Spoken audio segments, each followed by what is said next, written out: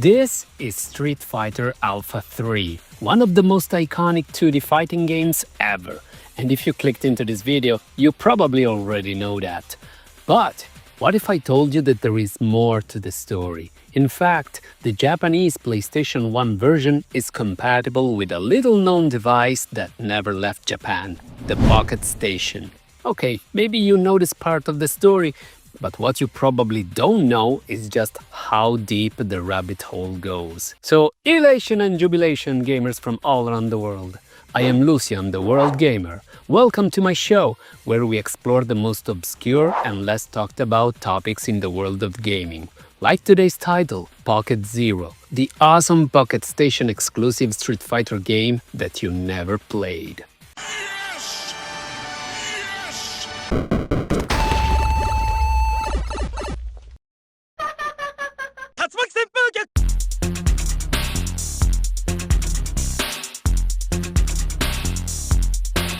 Right, but what's a PocketStation? Well, this is the PocketStation. It's beautiful. I already covered this hybrid of portable console, Tamagotchi and memory card in another video, but long story short, it's the actual first foray of Sony into portable gaming, 5 years before the PSP in 1999. Again, more than an actual portable console, it was more of a cross between a classic PS1 memory card and the legendary Tamagotchi. And if you don't know what that is, then I feel very sorry for you, because you missed out on living in the most exciting times ever, the fabulous 90s. Now this is a story. Anyway, it was just a pet simulator, that's all it was. But people still went crazy over it. It's my life, my best friend, my lover. And they both were similarly tiny. In fact, the PocketStation is basically the size of an actual memory card. That is to say, pretty small, with an LCD screen, 32 by 32 pixels in black and white. It has 6 buttons in total, 4 directional buttons, 1 action button, and a reset. It's technically not really a proper console in and of itself, but rather a gadget for the first PlayStation, in the sense that you need that and the compatible games to transfer the content from. But still, you can play completely independently from the main console once you've transferred the software, thanks to its small battery. So I'd say it's still a pretty interesting piece of hardware. Moreover, it comes with a pretty decent sound chip, capable of delivering more than just few simple beeps and bloops, but rather actually realistic sound effects that are way clearer than what I would have thought possible from such a small piece of technology from 1999.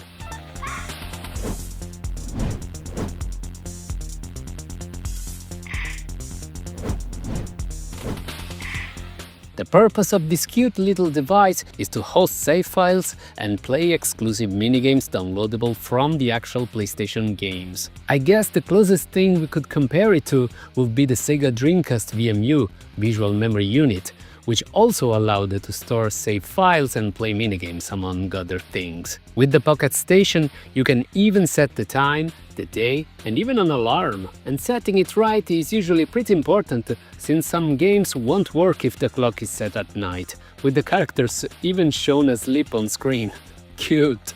Unfortunately, the PocketStation stayed in Japan, even though at a certain point Sony planned a Western release, as implicitly proven by some promotional videos out there, and it was pretty well supported by all major developers between 1999 and 2000. It was 20 years ago. With all the big names from Japan like Capcom, Konami, Squaresoft, Taito, and even some Western developers like EA and Naughty Dog. If you can believe it, there were even some PlayStation 2 games that were compatible. Heck, they even developed some games that were completely dedicated to this peripheral, like Pocket Dungeon here. But how do you recognize compatible games? Well, this little sign here on the back of the cover confirms it. But some publishers like Capcom really went out of their way to advertise this feature. And why shouldn't they? Capcom themselves went all out with the PocketStation, and one prime example is indeed today's game, Pocket Zero. Among other compatible games, the most notable are Crash Bandicoot 3, which I've already taken a close look at, but also Final Fantasy VIII, Metal Gear Solid Integral, and Tales of Eternia. Just be mindful that only the Japanese version of these games are compatible, except rare cases like some Squaresoft games, which specifically mention the PocketStation even in their NTSC and PAL releases, further confirming Sony's plan to release this platform in the West as well. But how does it work? Well, you plug your PocketStation in your console's memory card slot, start your game as usual, and then you look for the option to download the software onto your PocketStation. The device itself can contain up to 15 blocks of memory, just like a regular memory card, but the downloadable minigames usually take up most of it, so you can basically only store usually 1 or 2 minigames at most. Street Fighter 03 is no different. As you can see, there is a nice and clear PocketStation option in the main menu. By the way, the American version should have also had this option available, but it was taken out after Sony confirmed that the PocketStation was not going to leave Japan. The road not taken. Anyway, after you've finished downloading, you can start enjoying this awesome Street Fighter game on your teeny tiny PocketStation. Pocket Zero. And guys, what a treat! Just look at those cute little chibi versions of all our favorite Capcom heroes. There are a bunch of modes here too, and all of them have extremely cute icons of Street Fighter characters representing each function. Even the sleep animation is incredibly cute. Considering how small the screen is, it's quite an achievement on the developer's side, being able to make these characters so recognizable and charming. Of course, this could never have been an actual fighting game. The buttons alone are abysmal, so it could have never worked. To give you an idea, there is no actual D-pad. Just look at it. All the directional buttons are separated and far from each other. The VMU in this regard is far superior, since at least it does feature an actual D-pad. But there is a reason for the strange layout of the PocketStation.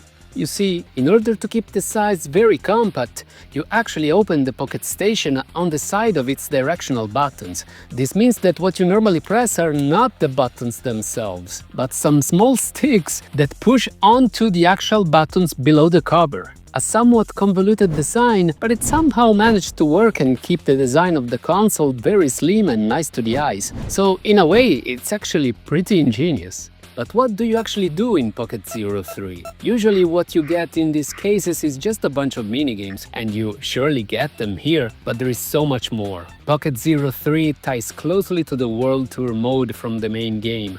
In fact, it allows you to train the characters in your PocketStation and then transfer them over onto your console and use them all powered up in the World Tour. So how do you train them though? Well, that's where the minigames come into place.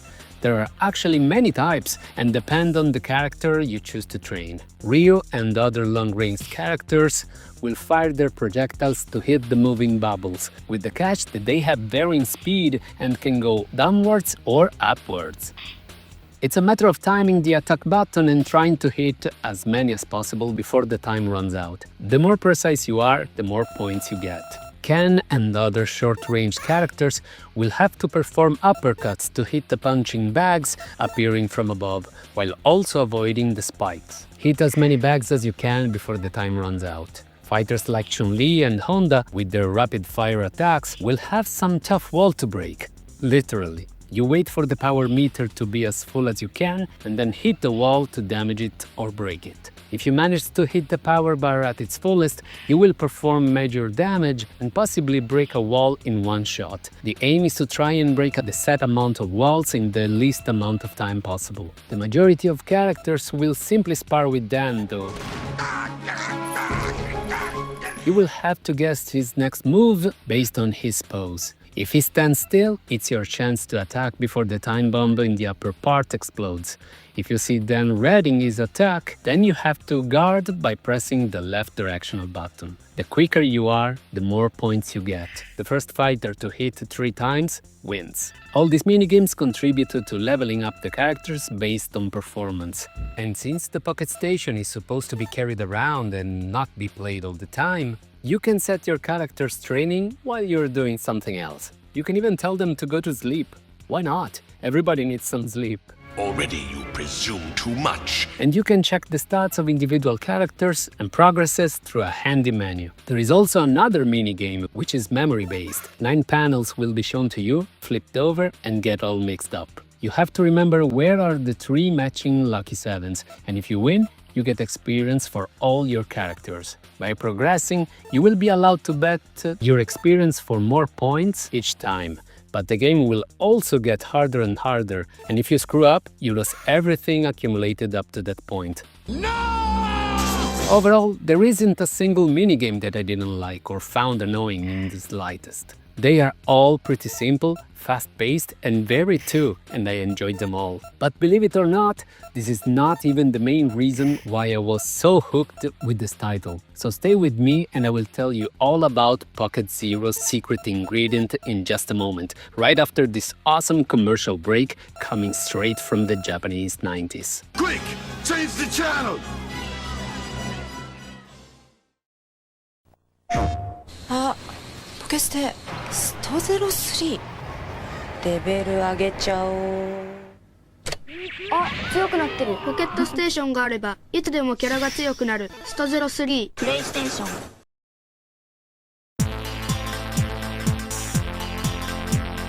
The most interesting aspect about Pocket Zero is not just how you train your characters, but for what purpose.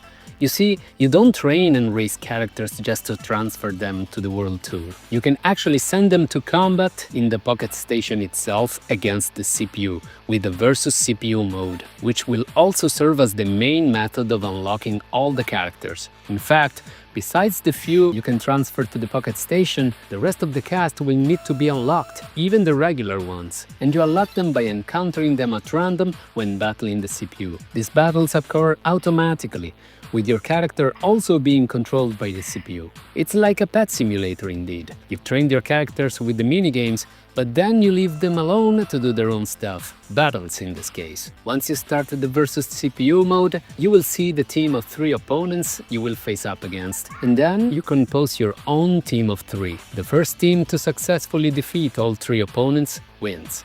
If you win, you will earn experience and have the chance to recruit a new character. Yeah! Given the random nature of the characters you will face, you will jump on your seat once you see a guy you haven't unlocked yet. And once you unlock the regular base roster, you can even go after the secret characters from the console version, namely Guile, Evil Ryu, and Shin Akuma. And this will serve as an alternative method to unlock them even in the base game. I'll admit that the gotta catch them all mania got me in full force here. The loop of training, fighting, earning experience, finding finally characters you don't have on the opposing team and recruiting them after a good beating to slowly fill all the question marks in your roster is simply addicting. And indeed I was completely addicted until I managed to unlock every single character, including my boys Evil Ryu and Shin Akuma, who are actually pretty distinguishable from their base version, even in the simplest of graphics like this. Not only that, in fact you can even make the characters fight other opponents from other PocketStation wirelessly via Bluetooth connectivity. Actual multiplayer matches. And I can even try it myself, because I own not 1, not 3, but 2 PocketStations, so that I can play with myself. Pocket Zero was even hugely advertised on the back cover of 03 itself, further confirming that this was no mere bonus, but rather an actual selling point exclusive to the PlayStation version and an important part of the overall package. I was genuinely surprised by how much Pocket 03 had to offer.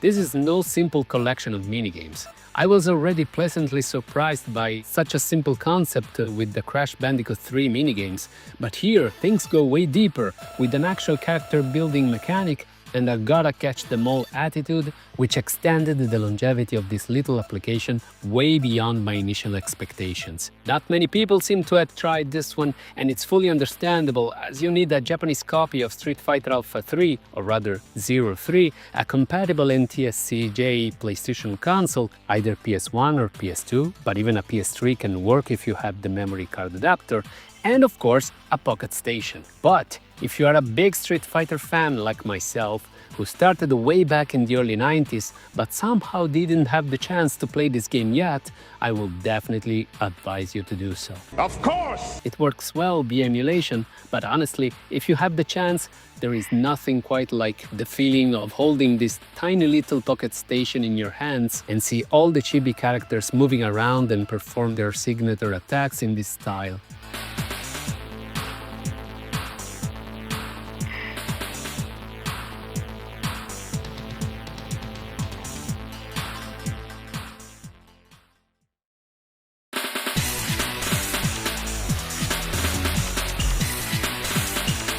The PS1 version of Street Fighter 03 might not be arcade perfect, might not have all the frames of animation, but it did have Pocket Zero, making it quite a unique version among the others. And indeed, I'm not sure why this wasn't ported over to the PSP version of 03. After all, Capcom did port the VMU minigames from the Dreamcast version of Power Stone when they released the Power Stone Collection. What a wasted opportunity there. Even the awesome Capcom Fighting Collection 2 could have been the perfect chance to include all these minigames as extra content. That would have been a great way to preserve them, since quite some effort was clearly put into developing them back in the day. I mean, both the Ultimate version of Street Fighter 03 and Power Stone are present in the collection, so that could have been the perfect fit. But nope, not that I can complain too much with just how good that collection is. But I still wish these lesser-known parts of Capcom history could be preserved too. As a quick side note, Pocket Zero was also featured in the official PocketStation emulator on PS Vita, if you bought and downloaded the PS1 Classic emulated version of 03. Unfortunately, this emulator was locked behind the PS Plus, but the real tragedy is that once again, this was a Japanese exclusive. Why, Sony? Why? Why? Why? However you can, though, make sure you give it a chance, as it offers so much, and certainly Capcom went all out with this one. Surely one of the better PocketStation experiences ever, and a big surprise that left this Street Fighter veteran with a smile on his face.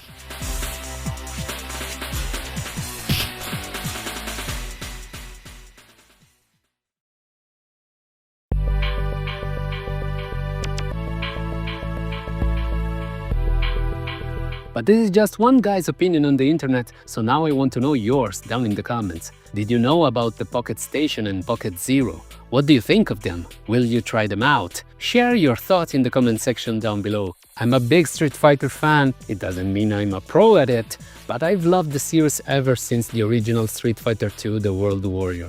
Heck, where do you think the name of this channel comes from? In fact, I've already talked about the series in the past, so you might want to check these Street Fighter videos through the link in the description. There are way more titles compatible with the PocketStation, including fighting games, so let me know if you would like me to cover those as well. Some of them took quite unexpected turns, like this fully-fledged first-person dungeon crawler RPG from the Japanese version of Samurai Shodown Warrior's Rage. And if you enjoyed this video, feel free to leave a like and subscribe. This way you will always be up to speed with my latest videos, and you will also help a fellow gamer out to bring you the best quality content. For you it's just the push of a few buttons, but for me it truly does make a difference. Also, if you enjoy fighting games in general, there is this awesome channel called TheSeventhForce, who also enjoys exploring more obscure topics, in this case specifically revolving around fighting games. Make sure you go check him out, you'll get hooked. But really, I just want to thank you so much for spending some of your precious time watching this video to the end. I will be seeing you in my next one, but until then, stay safe, play safe, world gamers.